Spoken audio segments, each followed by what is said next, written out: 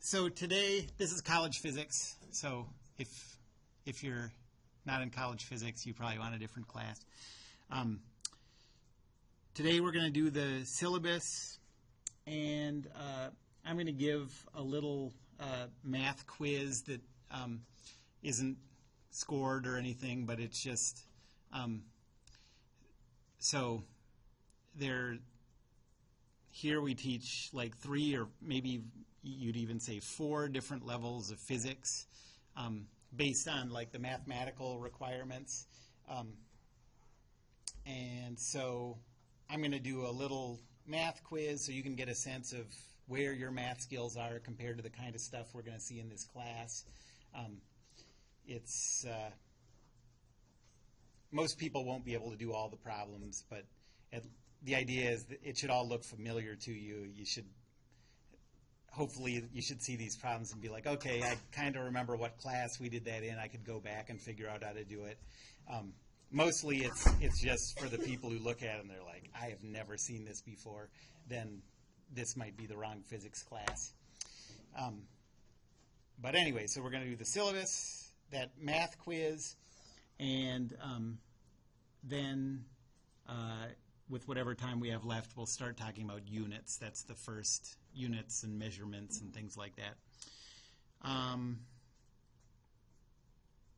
Okay, so the first thing most important skill you need for this class is to be able to get into D2L. Everything's on D2L. So if you've taken classes here before, I'm sure you're very used to it, but if you're new to Normandale, the way you get to it, go to the Normandale main web page, and there's a place right in the top right that says D2L. Log in using your star ID and password, the same stuff you use to log into everything with Normandale. If you have trouble logging in, talk to me. I can show you where tech support is, and they can get you logged in quickly, I'm sure. And once you log into D2L, I think this is the teacher page, but I think yours probably looks pretty similar. All the classes you're taking will be lined up on the right side.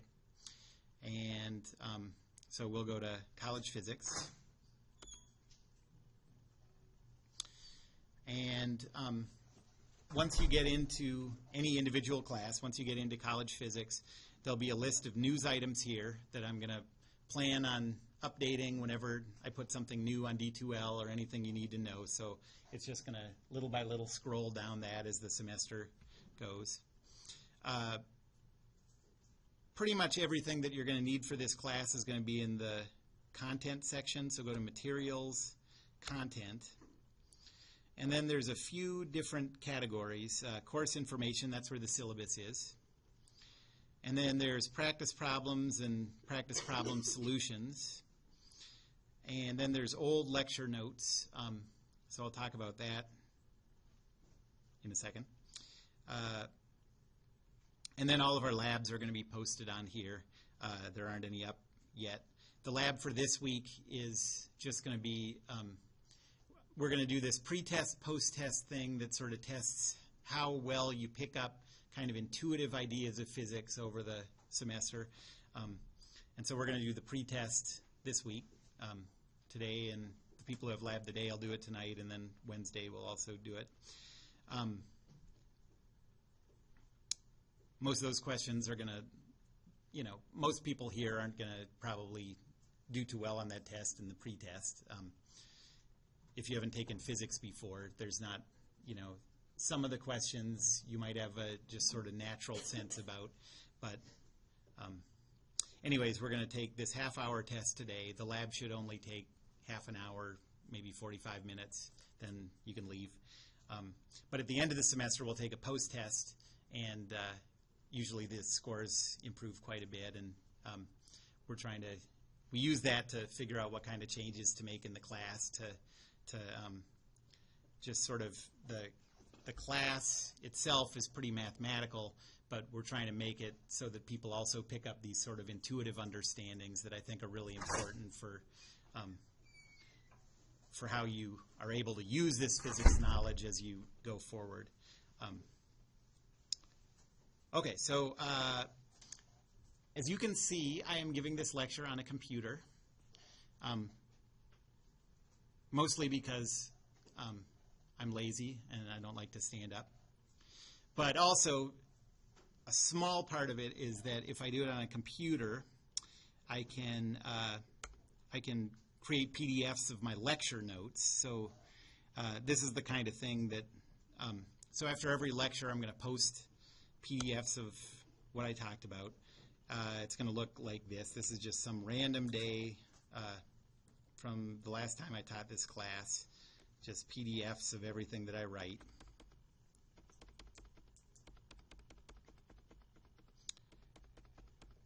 And I'm also recording video as I talk.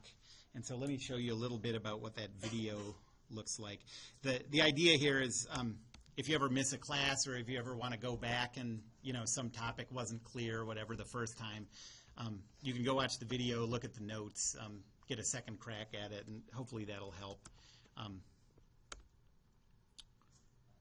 So okay, if you go to YouTube and type in Guy O'Lakin, that's me.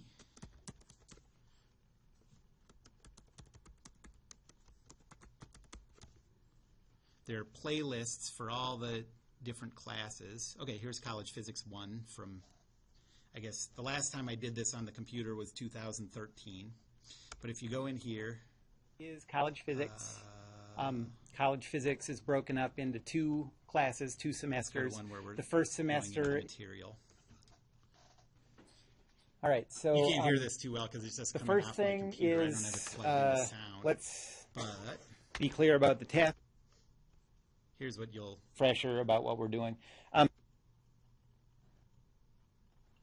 see. So I'm sort so of you can see the pen up there. starting to set us I up write for it'll write up there. Basically, you'll just be like you're watching the whiteboard or something. maybe the second I don't most know. important It's a nice thing equation to in have this handy, class, which is especially Newton's if you third miss a law. class. Newton's first law sucks. I don't even talk about it. It's so on person by scale. Okay. So those are all the categories in D2L.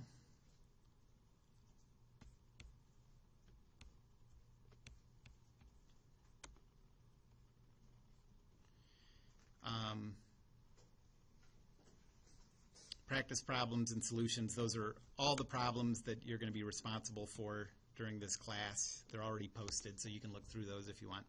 But okay, what we want to do right now is go through the syllabus. So the syllabus is under course information.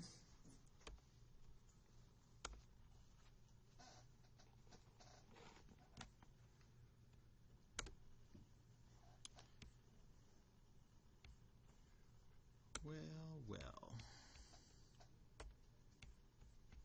How about this? Okay. All right, this is College Physics 1. The math requirement is college algebra. There are 5 sections this semester.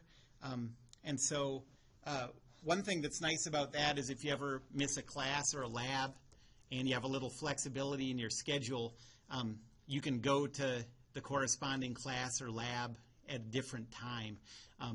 When we'll go through and talk about lab requirements and everything in this class, but you can't miss many labs and still pass this class. So if there's ever a time that you can't make it to lab, you can look at all the, the 4 other times that it's offered during the week and get your lab credit for the week that way. There are 3 sections during the day and then 2 sections at night. So this has all the information that you need to, if you ever need to make it to another class. Or also for exams, sometimes people find it helpful, you don't want to miss exams. So if there's ever a time that you can't make it to this class, but you can make it to the day class, can rearrange your work schedule or whatever, make it to the day class, that option's available to you also.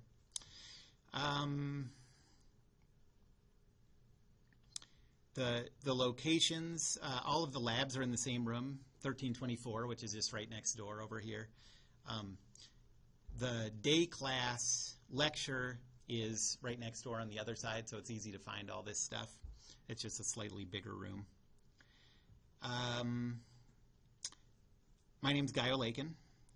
I have a PhD in engineering, not physics, but until you get into sort of the crazy stuff, 20th century physics, it's all pretty much the same. So everything I tell you is going to be right, or that's my goal, My office is 2302 upstairs.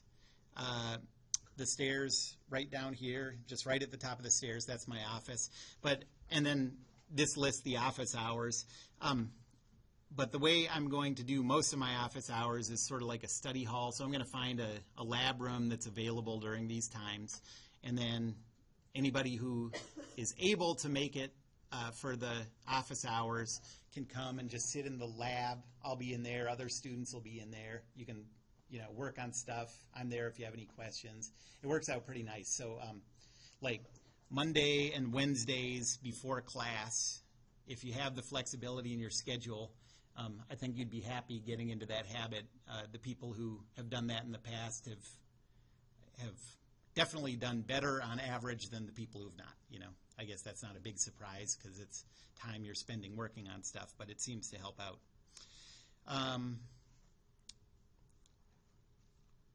My email is listed. That's probably the best way to get a hold of me. My phone number is also listed, but I don't have a phone in my office. There is voicemail. And it comes to I get an email that says, I got a phone call, and then so I can call you back or whatever, but email is probably the quickest way to get a hold of me. The materials that you need for the class, you need a good calculator that does sine and cosine. I'd be happy, and actually right below here are some recommendations for textbooks. But we're not going to use a textbook in this class. Everything you need to know is going to come straight from the lecture. And it has been my strong experience that when people, if people have been struggling in the class and so they've asked for outside resources and they've started reading through this other textbook that I recommend or whatever, it's not been a good way to get back on track. I think your best bet for doing well in this class is just to try to understand everything I say in class. And if you don't understand something, come talk to me about it. That's just, my lectures are designed to get you ready for the tests that I write and the homework that I write. And the textbooks are designed towards whatever that guy thinks should be the tests. You know what I mean? So, so I think using outside resources is a super valuable thing. But really, I would recommend not doing it until this class is over, or at least not thinking of it as like a part of getting ready for this class. You know what I mean? But the two recommendations I have for textbooks, one is Physics by Gian Coley. That's the textbook that they use in other sections of college physics here. And then Sham's Outline of College Physics. How many people here have ever seen Sham's outlines? They're the greatest thing. I mean, every single science class you take from now on, you should buy the Sham's outline for it. It costs $15. It's paperback, like newsprint. Each one has 1,000 problems with answers. So if you're ever, I know a lot of the people who take this class are thinking of doing pre-med and dental school and vet school and stuff. And for a lot of those, you're going to have to take standardized tests where you're going to have to know some physics. Sham's Outline is a great resource for getting ready for that kind of thing. I bet I have 40 Sham's Outlines in my basement, some of which I've read. But even the ones you don't read, it's only $15.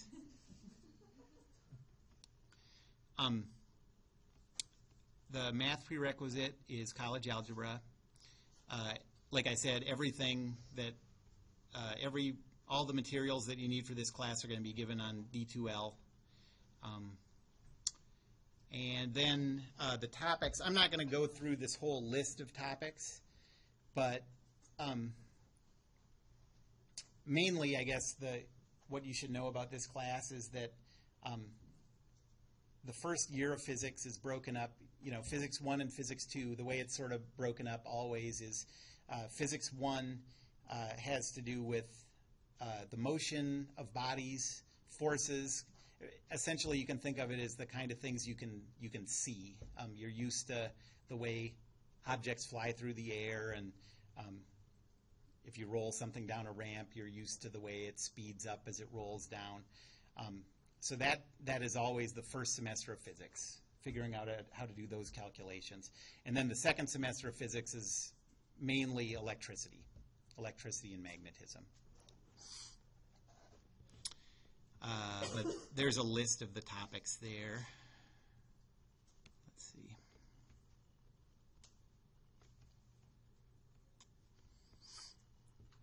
So if you have any questions about those, feel free to ask me about it.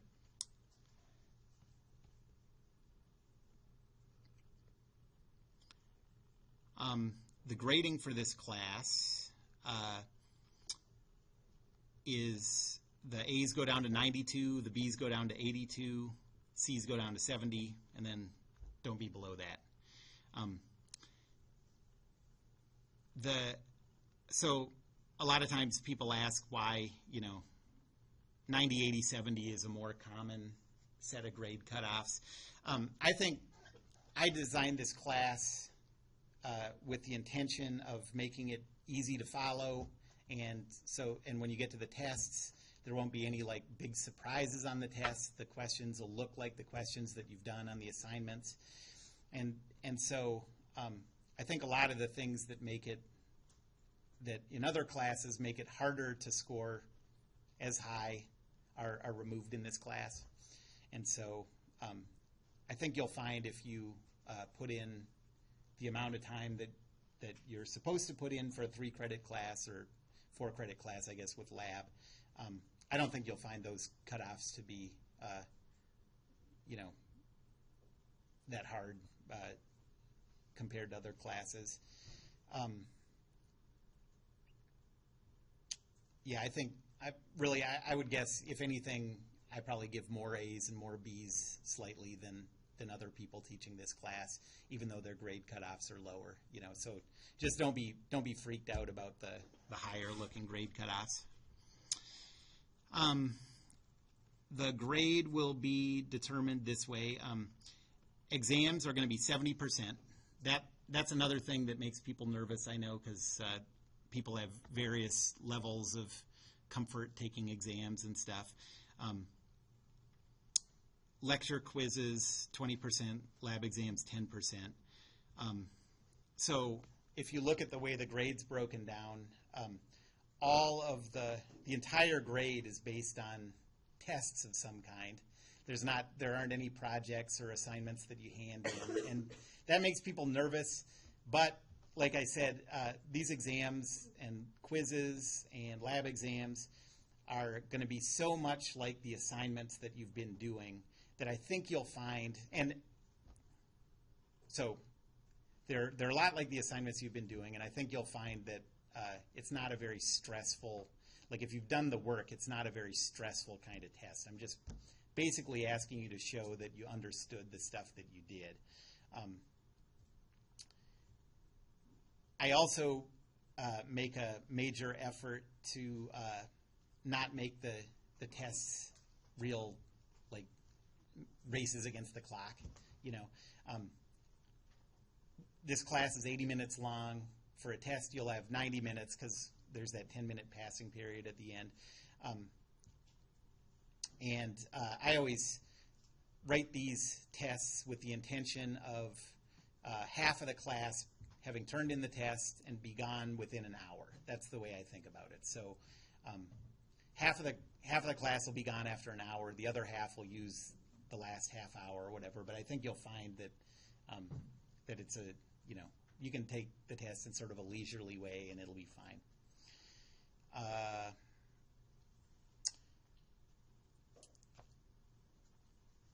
All right, any questions about the grading or the grade breakdown?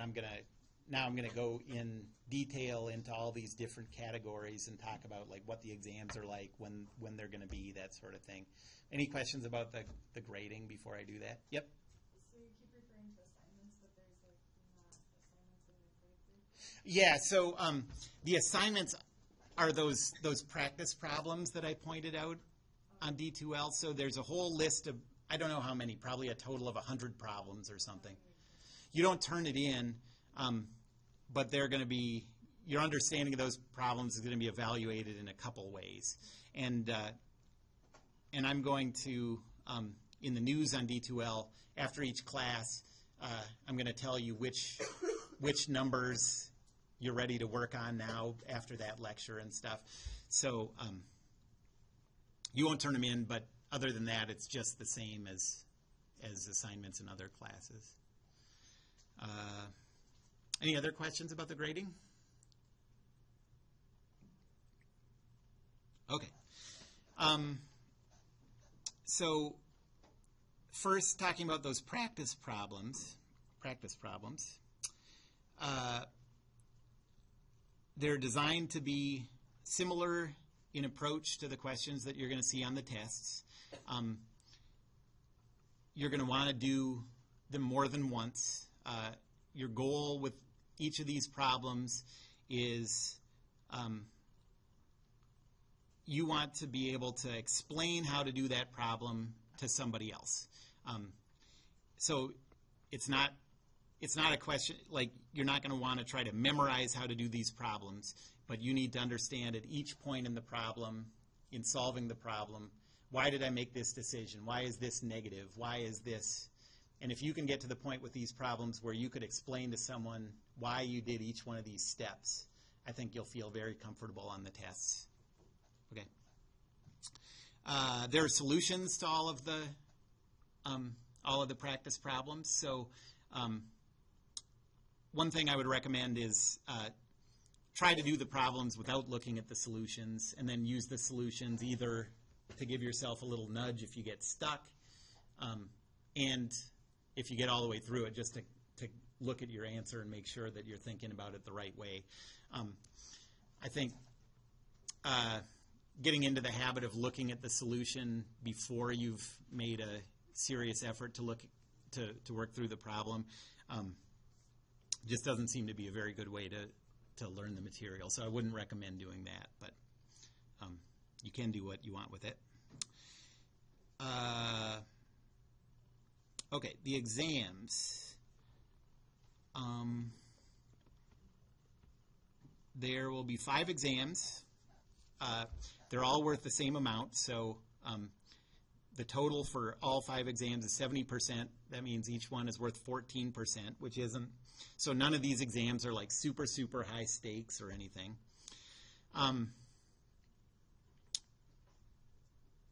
There will not be any makeup exams exactly. So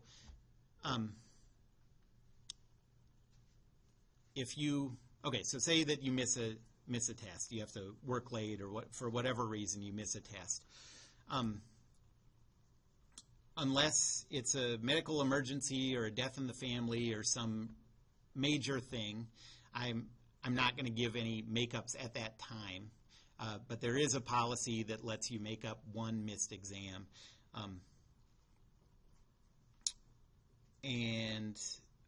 So basically, you want to be at all the tests.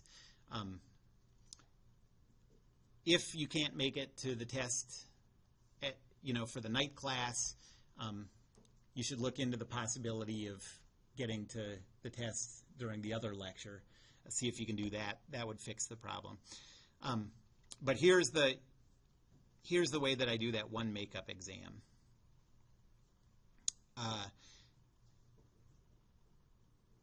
After you take the 5th exam, which is during our final period, as long as that score on your 5th exam is higher than at least one of the other previous scores, I'll replace the lowest previous score with that exam 5. So that exam 5 can count double. Okay, so if you miss a test, that ends up being your makeup. So if you miss exam 2, then you take exam 5, you get an 86 on it. Your grade shows an 86 for exam 5 and an 86 for exam 2. Okay. If you don't miss any exams, then it gives you a little flexibility to, you can have one exam that doesn't go very well and it doesn't have to affect your grade. Like, say exam 2 you scored 64 on it or something. Then exam 5 you score 86. That 86 replaces the 64. And so if you can make it to all the exams, that's a nice little insurance policy that's available.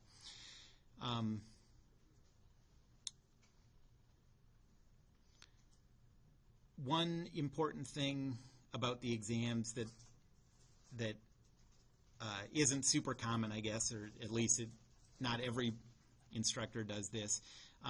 Every exam is going to be cumulative up to that point in the class. So they're not going to be. It's not going to be like exam 2 only covers the material from exam 1 until exam 2. Everything's going to be cumulative the whole way.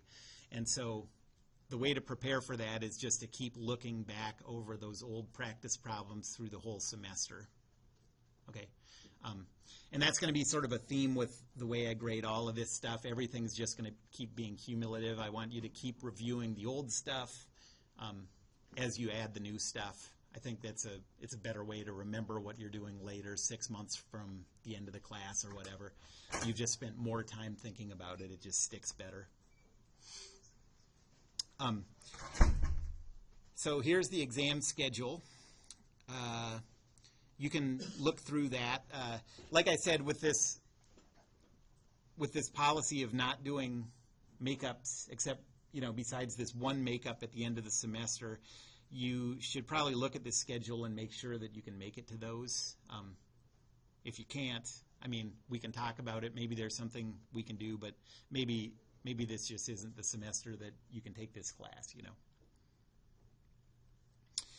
But it lists when the exams are given for the night class and when the exams are given for the day class, so you can figure out which one works better for you and go to whichever one works.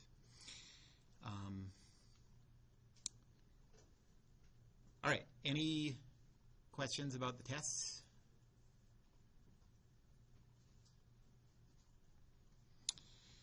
All right, so exams are 70% of your grade.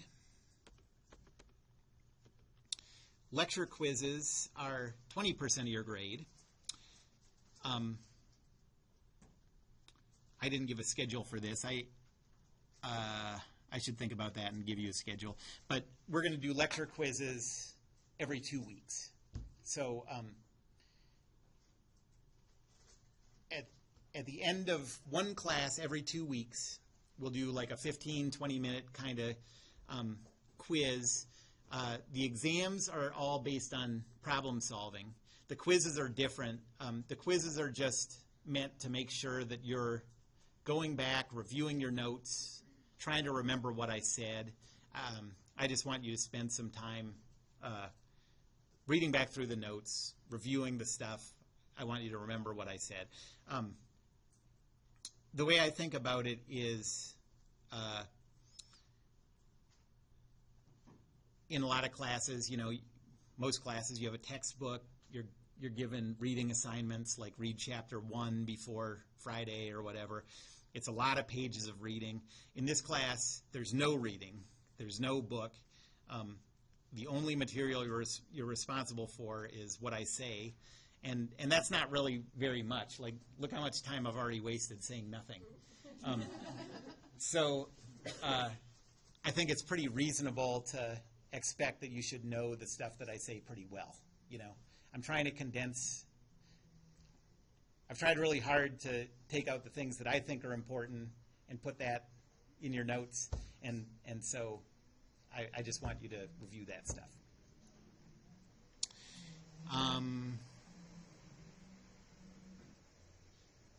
Oh, this is old.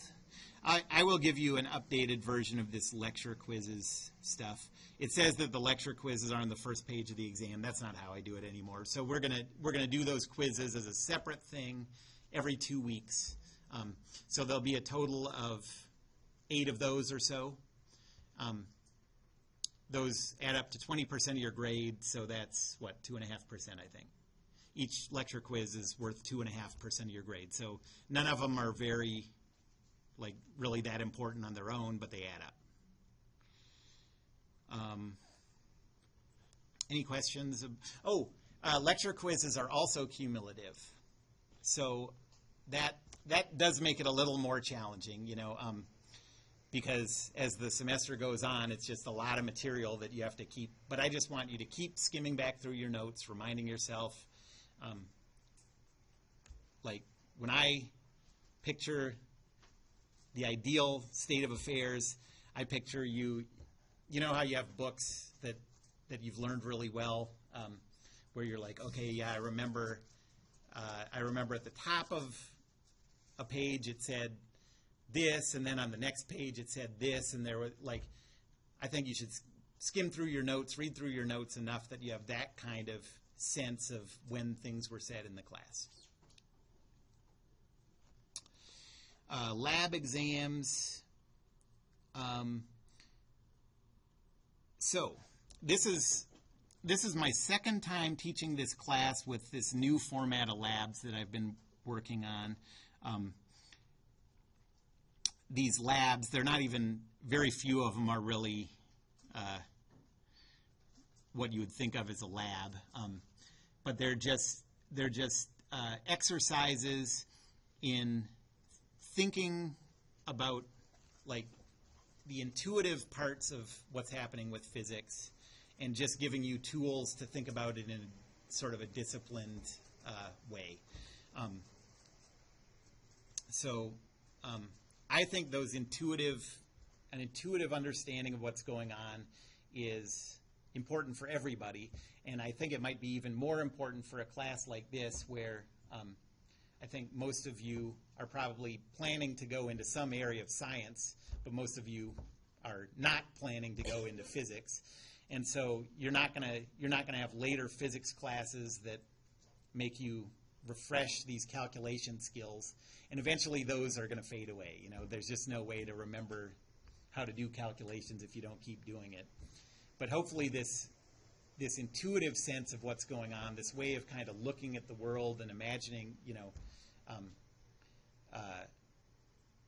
predicting what's going to happen in just a sort of a qualitative way, hopefully that's the kind of thing that can stick with you, and the kind of thing that can help you in later classes, when physics principles come up later in your bio classes or chemistry classes and that kind of thing. So that's what the labs are about.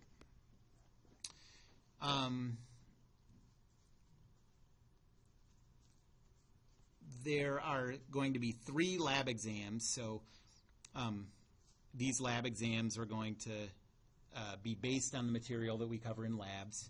They're going to be cumulative again, so you're going to want to go back and review old labs all the way through the semester. Since lab exams in total are only worth 10% of your grade, each of these lab exams is only 3 1/3% of your grade. So, again, each one doesn't have a big effect on anything, but they add up.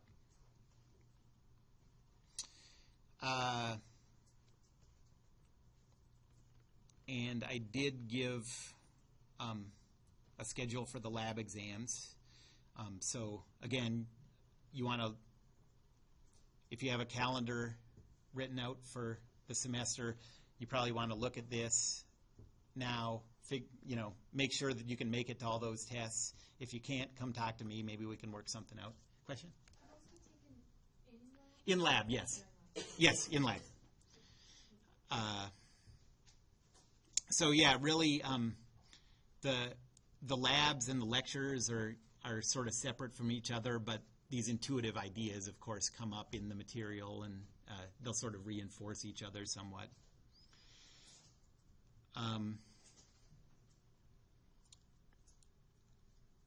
Any other questions about lab exams?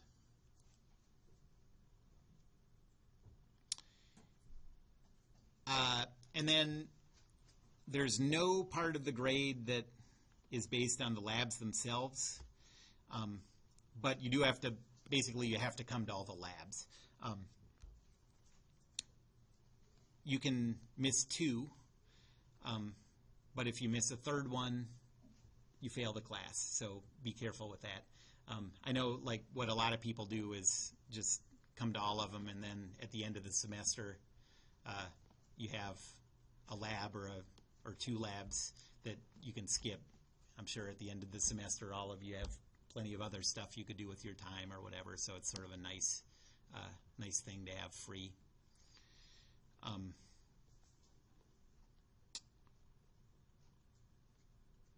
Okay, any questions about that?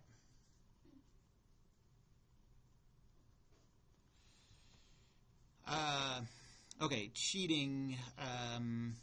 In this class, that the only thing that can happen is copying the work of someone sitting next to you. It says in here what I do when someone gets caught doing that, and it does happen sometimes.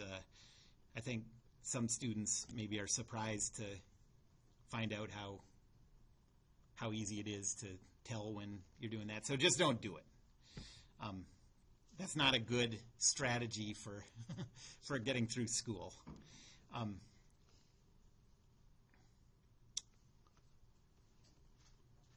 And then I also have this thing in here. Really, this doesn't apply to you at all. The stuff about acceptable group work, and since you're not turning in any projects or assignments, that doesn't have anything to do with this class. I would recommend as much as you can. I mean, I know everyone's schedules are busy and everything, but anytime you can spend working together on problems seems to help a lot. If you can get in the habit of meeting with other people in the class, outside of class, regularly, I think you'll be happy. And not just for this class, but I also think it's a good skill to develop as you go on. It's going to be an important thing if you go to grad school. It's going to be an important thing after you're done with school and you go to work. So I would recommend working with other people pretty much as much as you can fit in.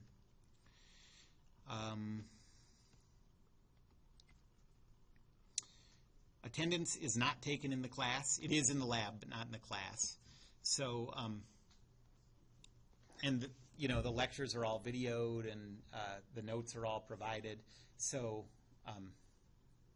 I think a lot of people feel like they get a lot out of coming to class, and so I'm not trying to say don't come to class, but if there's ever a time that you feel like you're just in a headspace where you can't pay attention or whatever, don't feel guilty about it. Just don't come to class, do what you need to do, and then go to the video later, take notes on it the same way you would in class, use it the same way you would if you were at class, and that'll work fine.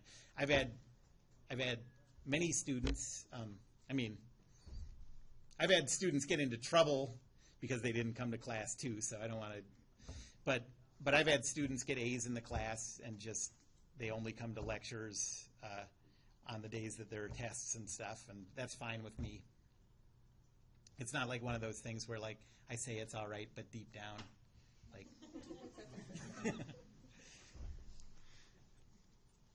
And, okay, here's the phone number that tells you if class is canceled.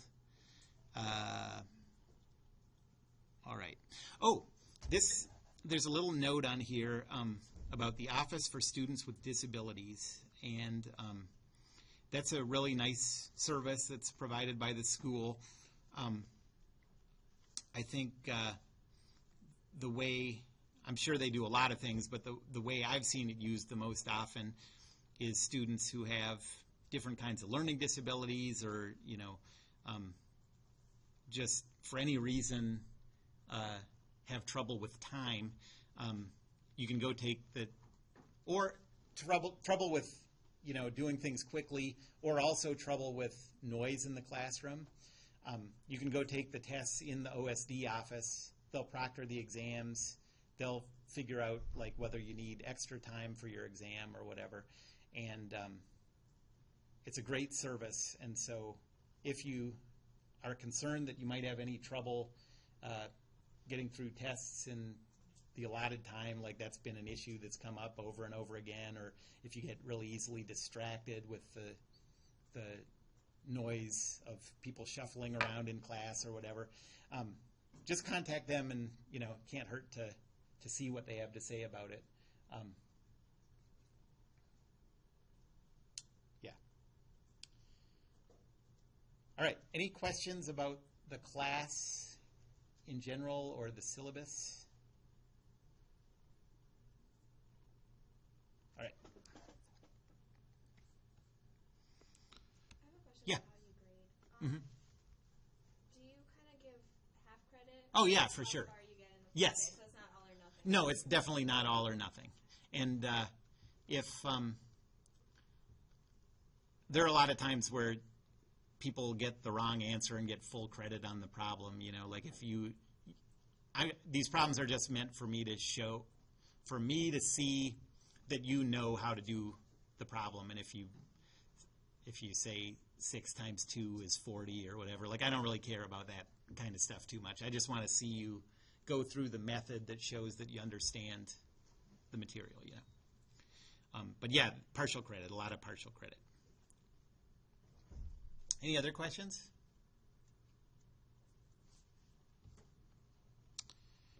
Okay.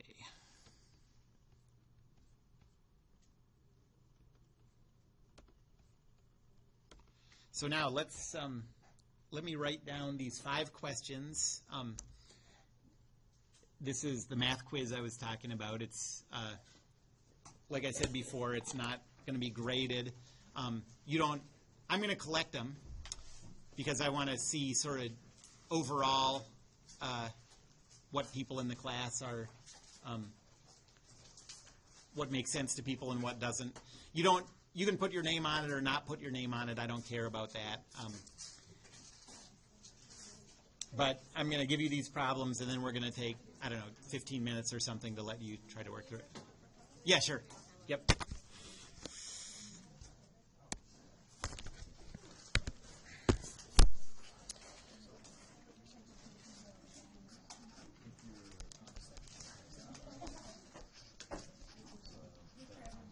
Okay, so here's the math quiz.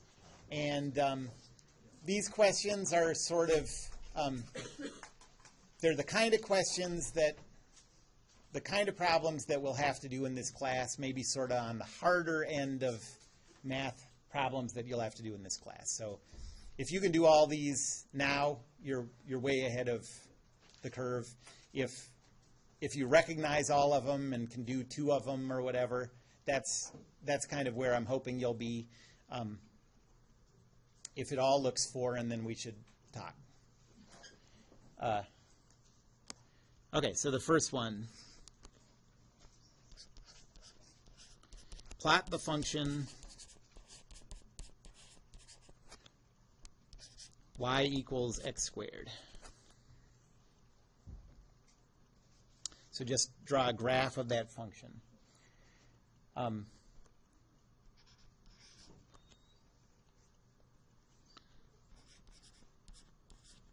Second, calculate the slope of the line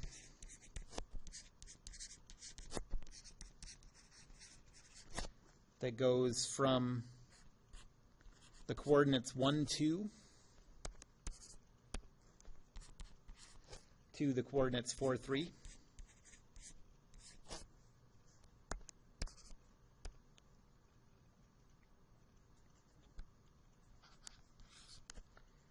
Third, simplify this expression. So it's a fraction. In the numerator, it's a b squared c squared. And in the denominator, it's b to the 4th a square root of c.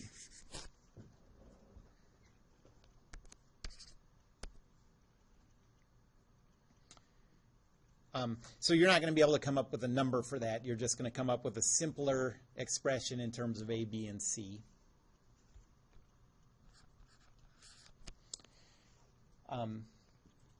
Fourth, solve this expression for a. So we have a squared bc is equal to 4c plus b squared c squared. And so again, for this one, you're not going to come up with a number for a. You're going to come up with a equal to some jumble of b's and c's. Okay. And then the last one,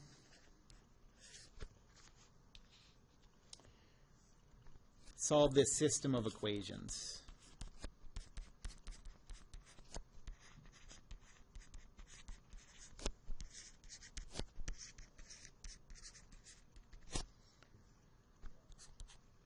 X1 plus X2 is equal to 50. So that's equation 1. And equation 2 says 2x1 minus 3x2 is equal to negative 10. I'm always making marks on this screen that I don't mean to because I'm left-handed, and life sucks when you're left-handed.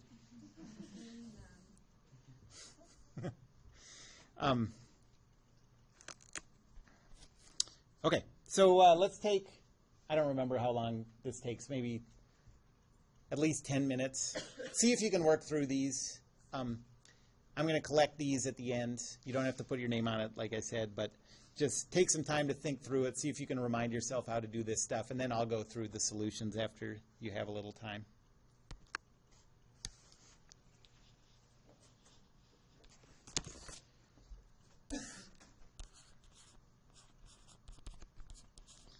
All right, so the first one, we're plotting that function y equals x squared. If you don't recognize what that function is, you can just choose a bunch of x values, square them, that gives you the y value, and then plot out those points. So, like for example, when x is equal to 0, y is equal to 0 squared, so that's a point on the graph. When x is equal to 1, y is equal to 1 squared, so 1, 1 is a point on the graph. That's also if x is equal to negative 1, so over here, negative 1 squared is also 1, so this is also a point on the graph. If x is equal to 2, 2 squared is 4, so y is equal to 4. 1, 2, 3, 4. So that's a point on the graph. If x is equal to negative 2 squared is 4, so this is a point. And you could keep doing that until you saw the shape of it. It'll end up being a shape like that, a parabola. And that actually is a function that's going to, parabola. That's a function that's going to be pretty common in physics. If you plot the motion of an object when it's in any kind of projectile motion, you'll get a parabolic shape like this. So we'll deal with these squared functions a lot.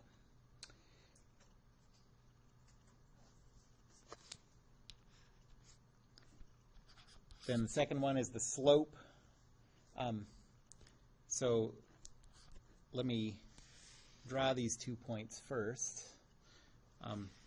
So if there's the coordinate system, we have a point 1,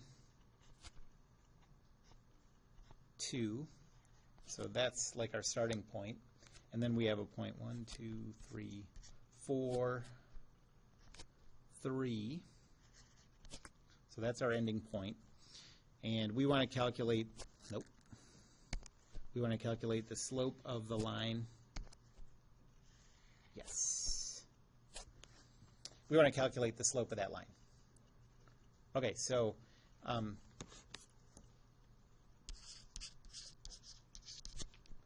slope is rise over run. And so if you figure out how much height it gains, put that in the numerator, and then figure out how much it moves horizontally, put that in the denominator.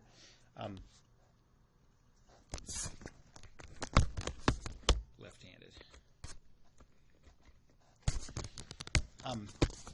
Okay, so the rise. Its destination is 3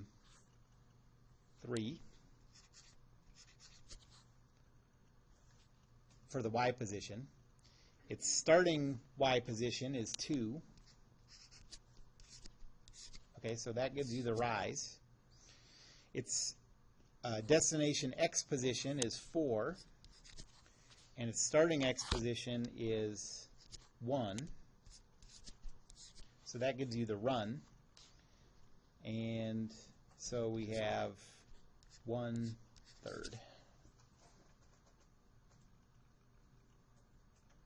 Yeah.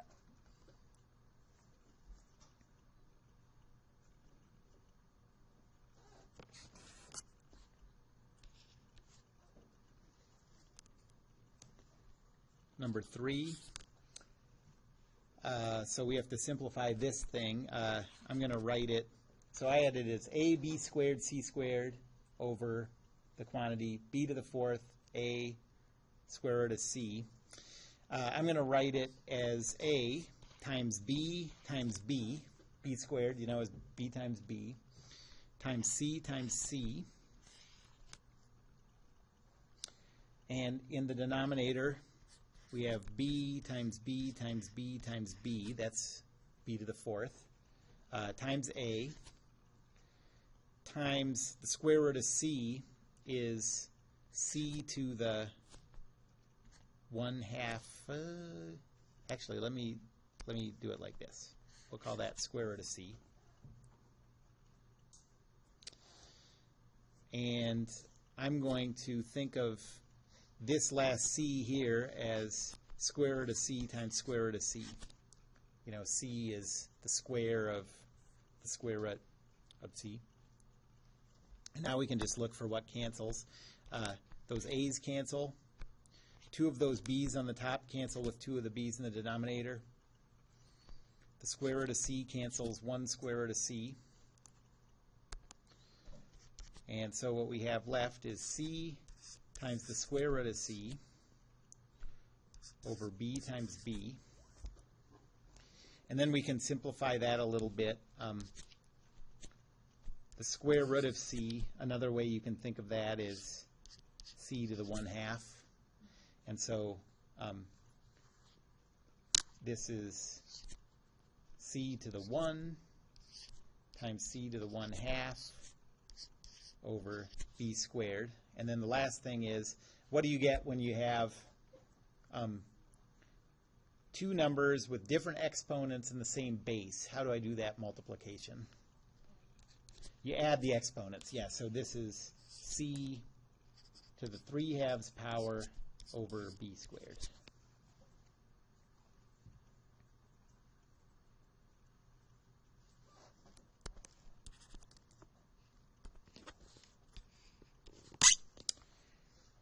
Yep. For that one, first one, let's say if I use c over b squared too, would that be still count or C over, what was it? b squared too? Like take off the b over 2. B times, Like I have a b over, oh, you had the, you just c over b squared 2. there are a bunch of ways. I can't quite follow what you did there, but there are a bunch of ways to do it, and I just want you to figure out whether you remember these exponent rules and that kind of thing. So If I at least if I yes. field, would it be still count? Yes. Yes. Okay, number 4. So we have a squared bc is equal to 4c plus b squared c squared. Okay, so we want to get a by itself because we're trying to solve for a. So we'll divide both sides by bc, and we get a squared is equal to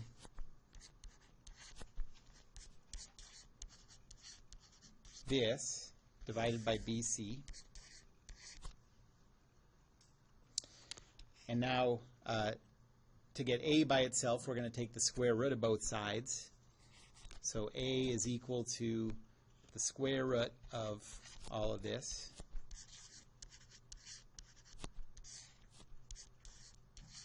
And then there's one more thing, the thing that people always leave off.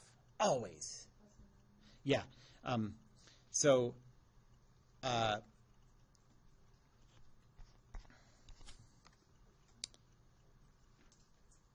like say a is equal to -2, then a squared is equal to 4.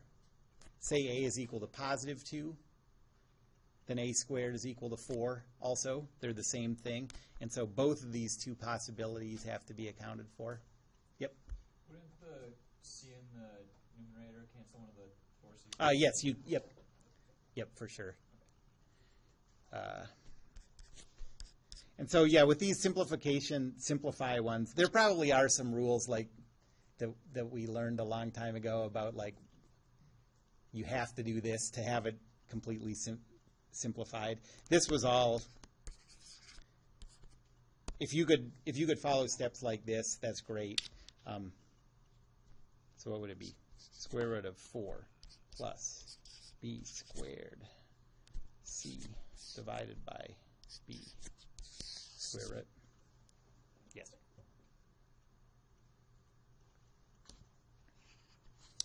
And then the last one, the system of equations. So we have x1 plus x2 is equal to 50. And then 2x1 minus 3x2 is equal to -10. There's a few ways you can do this. The substitution always works. So that's what I recommend, I guess. So we're going to isolate one of these variables from one of the equations, and then we're going to plug that back into the second equation. So this first equation says x1 is equal to 50 minus x2. And then I'm going to combine those two. Now I can, since 50 minus x2 is equal to x1, I can put that into the second equation in place of x1. So we have 2 times the quantity 50 minus x2 minus 3x2 is equal to -10.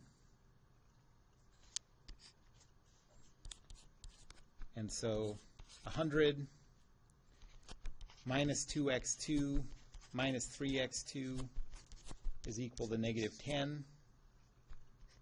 So -5x2 is equal to -110. And so x2 is equal to 22.5.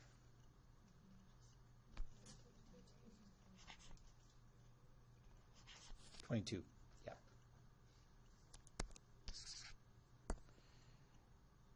And then once we have this, if you've done it right, every other equation that you have along the way is true. So just look for whichever one helps you get x1 the easiest. So like plug it in here. x1 is equal to 50 minus 22, so x1 is equal to 28.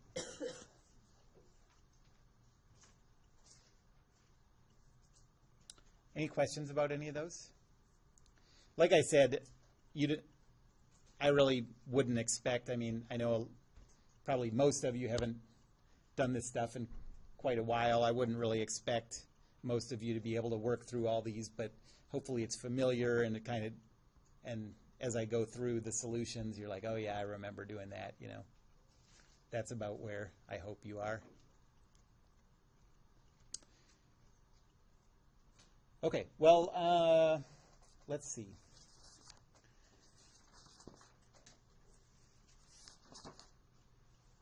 So the first thing, before we start talking about physics, really, we're going to talk about measurements and units. I know a lot of people who take this class have taken chemistry, and it's not too much different than the way that you've discussed these same topics in chemistry. So the first topic is measurements and units.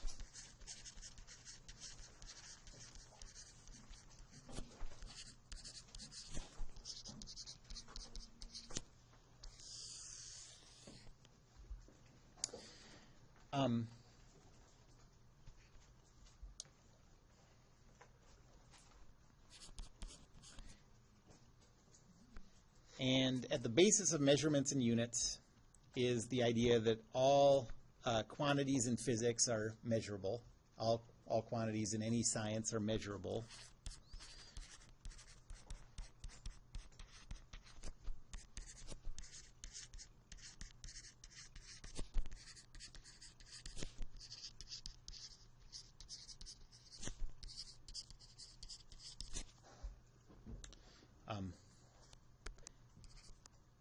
If you have quantities that aren't measurable, you can't do experiments to check them, and if you can't do experiments, then it's not science.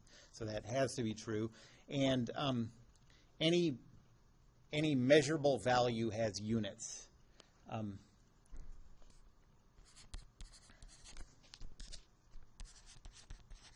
Any measurable quantity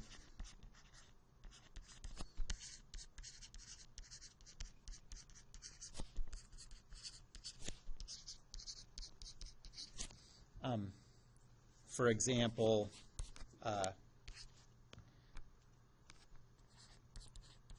speed of 37 isn't meaningful. Bless you.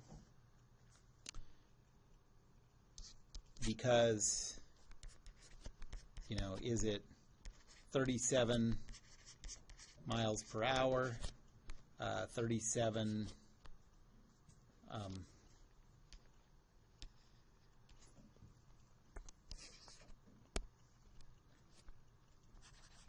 millimeters per day. Those are very different speeds, you know.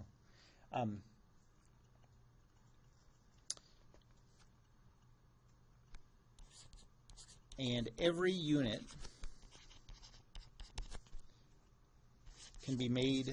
is made up of a combination of 4 like basic units.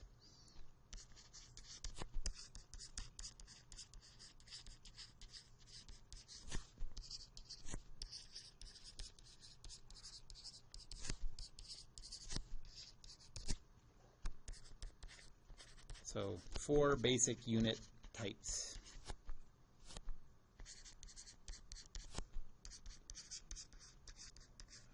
And really, you could choose any number of 4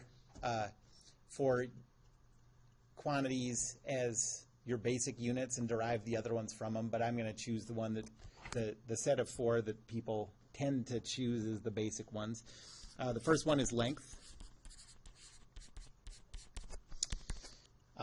We're always going to use SI units in this class, or at least almost always, so for us, length is going to be meters, but, you know, length could also be miles or feet or light years or a whole bunch of other possible things.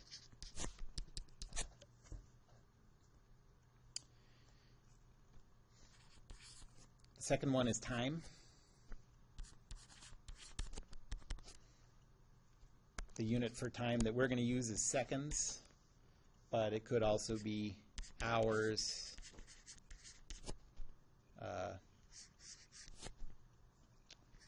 microseconds, days. The third one is mass.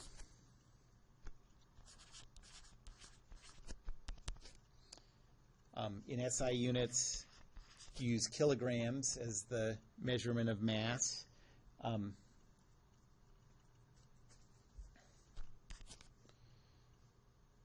In the imperial system, the British system, you use, the unit is called slugs. You don't hear that very often. Often you hear people talk about pound mass.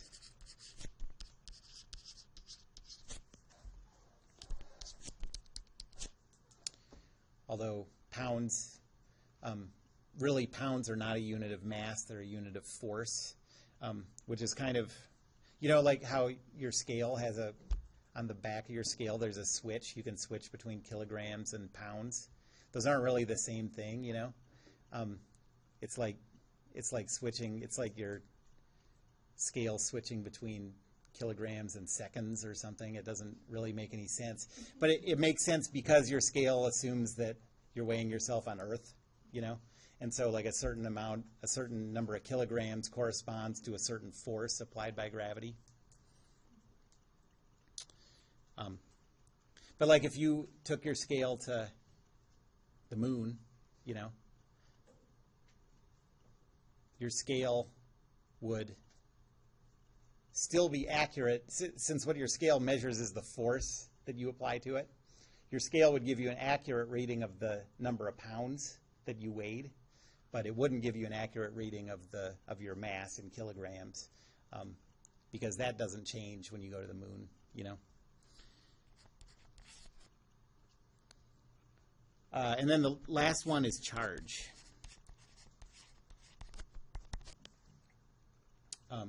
I don't know any unit for charge except coulombs, but maybe there are. So that's related to electricity and magnetism.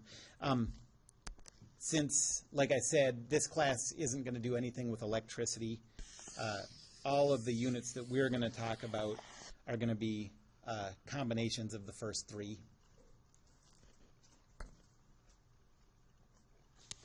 So like, for example,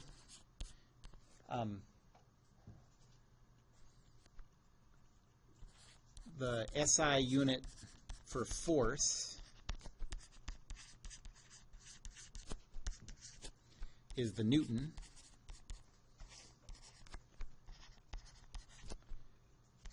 And 1 Newton is equal to 1 kilogram meter per second squared.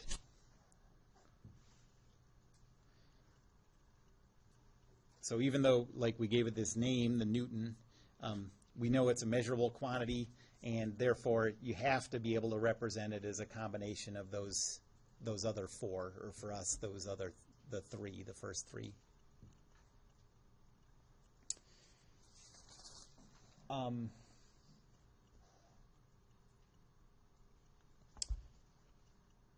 Any questions about that?